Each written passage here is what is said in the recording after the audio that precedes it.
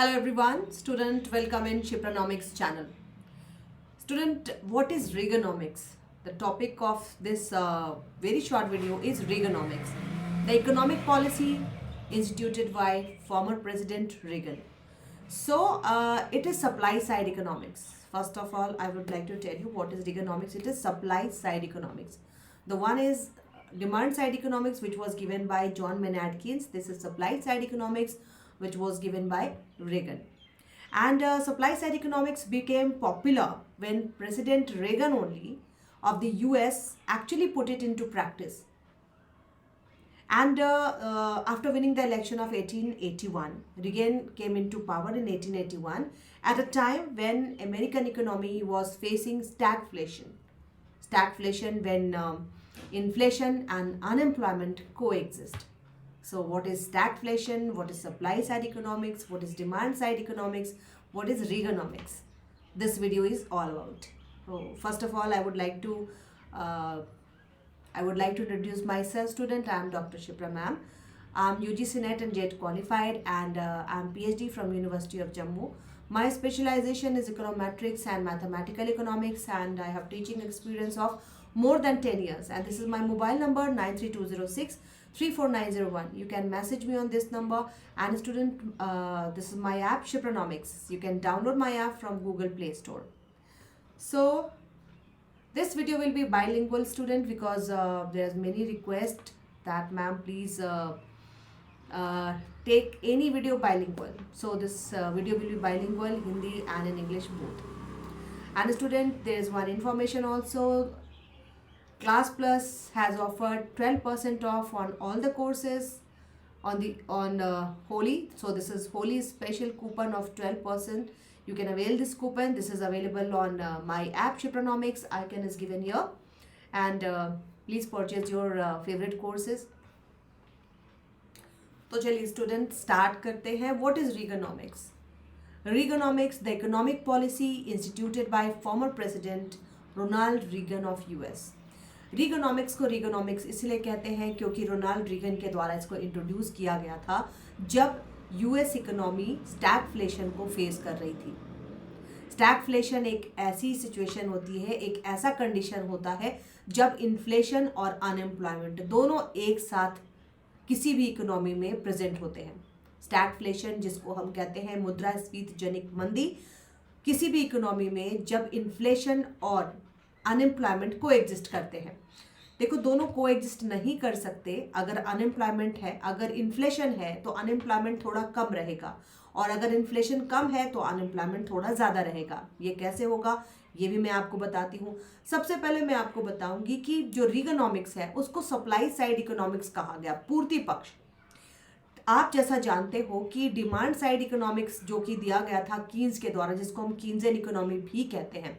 Demand side economics क्या होता है स्टूडेंट? जब हम डिमांड साइड को देखते हैं कि किस प्रकार से एग्रीगेट डिमांड बढ़ रही है, और जॉन मेनार्ड कीन्स के द्वारा बताया गया था अर्थव्यवस्था अगर 2 सेक्टर इकोनॉमी है y is equal to C plus I, 3 sector economy में y is equal to C plus I plus G, और 4 सेक्टर में y is equal to C plus I plus G plus net export. तो उनके द्वारा aggregate demand को address किया गया था कि किसी भी इकोनॉमी में अगर एग्रीगेट डिमांड कम है तो उस इकोनॉमी में डिप्रेशन आ सकता है. एग्रीगेट डिमांड को उन्होंने काफ़ी इंपॉर्टेंस दिया था, और उसी के बेस पर उन्होंने जो भी इन्फ्लेशन है, इन्फ्लेशनरी प्रेशर है इकोनॉमी में, इन सभी को डिफाइन किया. लेकिन सप्लाई साइड इकोनॉमी कब फेमस हुआ? जब रीगानॉमिक्स के बाद सप्लाई साइड इकोनॉमिक्स, जिसको बहुत ज़्यादा पॉपुलैरिटी दी प्रेसिडेंट रोनाल्ड रीगन ने, जब वो 1981 में यूएस के प्रेसिडेंट बन करके आए. और जब ये यूएस के प्रेसिडेंट बन करके आए थे उस वक्त यूएस इकोनॉमी स्टैगफ्लेशन को फेस कर रही थी. तो अर्थव्यवस्था में जब स्टैगफ्लेशन होता है उसको हटा पाना थोड़ा सा डिफिकल्ट होता है, क्योंकि इन्फ्लेशन भी बढ़ रहा होता है और अनएम्प्लॉयमेंट भी कोएग्जिस्ट कर रहा होता है. अब देखो कैसे मुश्किल है. अगर इन्फ्लेशन को हम कम करना चाहें, इन्फ्लेशन को, मैं पहले आपको आ जाते हूँ स्टैगफ्लेशन पर. तो this is the condition of stagflation. Stagflation 2 word से मिलकर के बना है, स्टैग्नेशन एंड इन्फ्लेशन. स्टैग्नेशन मतलब अर्थव्यवस्था में जीडीपी रेट कम है, अर्थव्यवस्था में हाई रेट ऑफ अनएम्प्लॉयमेंट है, बहुत ज़्यादा अनएम्प्लॉयमेंट है, जीडीपी का रेट कम है और साथ ही साथ इन्फ्लेशन भी है। तो इसको नाम दिया गया stagnation and inflation, that is stagflation. तो स्टैगफ्लेशन को अगर हमें हटाना है तो गवर्नमेंट को क्या करना पड़ेगा इन्फ्लेशन को रोकने के लिए? गवर्नमेंट के साथ साथ आरबीआई भी अगर यहाँ पर काम करती है, आरबीआई के द्वारा कॉन्ट्रैक्शनरी मॉनेटरी पॉलिसी को अपनाया जाएगा। लेकिन अगर आरबीआई कॉन्ट्रैक्शनरी मॉनेटरी पॉलिसी को लाती है, मतलब अगर आरबीआई इंटरेस्ट रेट को अप करती है, हाई करती है, तो उससे मनी सप्लाई हमारी इकोनॉमी में थोड़ा कम होने लगेगा। मनी सप्लाई को अगर हम रिस्ट्रिक्ट करते हैं इकोनॉमी में तो उसका प्रेशर इन्वेस्टमेंट पर जाएगा, इन्वेस्टमेंट भी थोड़ा कम होगा। और अगर इन्वेस्टमेंट कम हुआ तो इन्वेस्टमेंट का जो अगला प्रभाव है वो देखा जाएगा एम्प्लॉयमेंट पर। अगर इन्वेस्टमेंट कम होगी तो एम्प्लॉयमेंट भी कम होगा, इसका मतलब अनएम्प्लॉयमेंट का रेट जो है वो बढ़ता रहेगा। तो हमने इन्फ्लेशन के लिए इंटरेस्ट रेट को बढ़ाया था और यहाँ पर अनएम्प्लॉयमेंट का रेट भी बढ़ने लगा।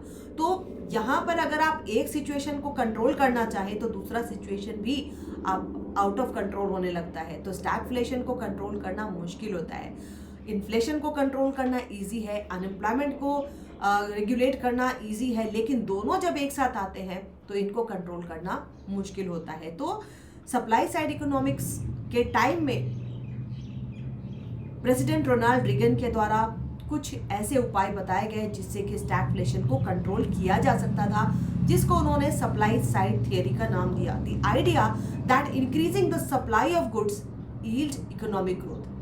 आपको मैं यहाँ पर थोड़ा सा और पॉइंट बता दूं कि जो नए आरबीआई के गवर्नर आए हैं उनका भी यही कहना है कि हम अभी तक सिर्फ और सिर्फ इफेक्टिव डिमांड की बात कर रहे हैं कि इफेक्टिव डिमांड बढ़ने से इन्फ्लेशन बढ़ रहा है। हम टारगेट बना रहे हैं इफेक्टिव डिमांड को रोकने के लिए, कम करने के लिए, इन्फ्लेशन को हटाने के लिए, लेकिन हमें सप्लाई साइड को भी लेकर के चलना होगा। तो ये जो सप्लाई साइड थियरी है जिसको हम रीगोनॉमिक्स के नाम से जानते हैं, ये एक आइडिया था, The idea that increasing the supply of good yields economic growth।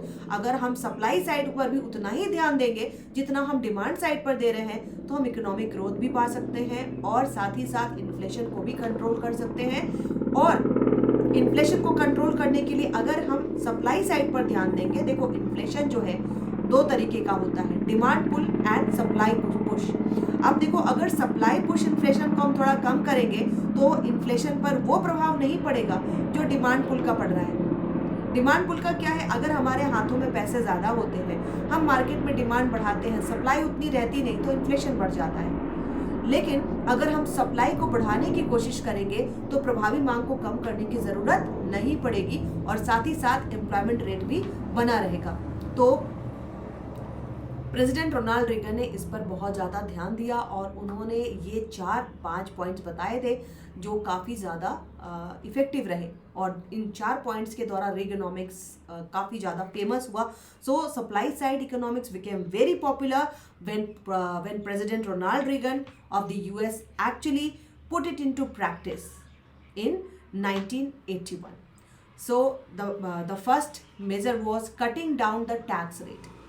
अब देखो टैक्स रेट अगर ज़्यादा रहती है, हमारे सैलरी में से कुछ पैसे गवर्नमेंट टैक्स के रूप में ले लेती है तो हमें थोड़ा सा डिमोटिवेशन तो होता है। अगर कोई ये कहे कि नहीं हमें डिमोटिवेशन नहीं होता तो ऐसी बात बिल्कुल भी गलत है।